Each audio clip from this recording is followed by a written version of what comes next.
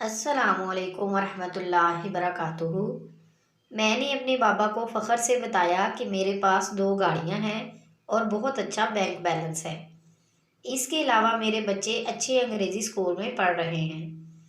عزت، شہرت، دنیا کی ہر آسائش ہمیں میسر ہے اور ذہنی سکون بھی ہے۔ انہوں نے جواب میں مجھے کہا کہ یہ کرم اس لیے ہوا کہ تو نے اللہ کے بندوں کو ٹونگے مارنا چھوڑ دیں۔ میں نے جب اس بات کی وضاحت چاہی تو بابا نے کہا، میری اماں نے ایک اصیل ککڑ پال رکھا تھا۔ اماں کو اس مرغے سے خصوصی محبت تھی۔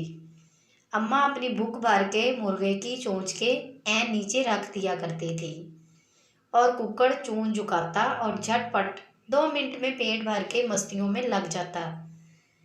میں روز یہ ماجرا دیکھا کرتا اور سوچتا کہ یہ ککڑ کتنا خوش نصیب ہے، کتنے آرام سے بنا محنت کیے اس کو اماں دانے ڈال دیتی ہے۔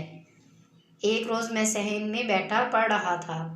حسب معمول اماں آئی اور دانوں کی بھوک بھری کہ مرغے کو کھانا دے۔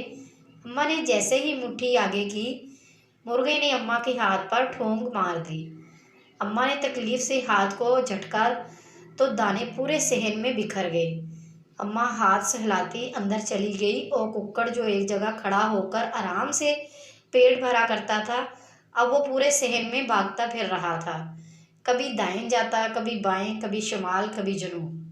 سارا دن مرغا بھاگ بھاگ کے دانے چگتا رہا، تھک بھی گیا اور اس کا پیٹ بھی نہیں بھرا۔ بابا نے کچھ توقف کے بعد پوچھا، بتاؤ مرغے کے ساتھ ایسا کیوں ہوا؟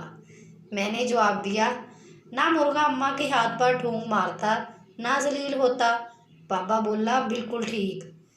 یاد رکھنا، اگر اللہ کے بندوں کو حسد، گمان، تکبر، تجسس، غیبت اور احساس برتری کی ٹھونگے مارو گے تو اللہ تمہارا رزق مشکل کر دے گا اور اصیل ککڑ کی طرح مارے مارے پھرو گے۔ تو نے اللہ کے بندوں کو ٹھونگے مارنا چھوڑی، رب نے تیرا رزق آسان کر دیا۔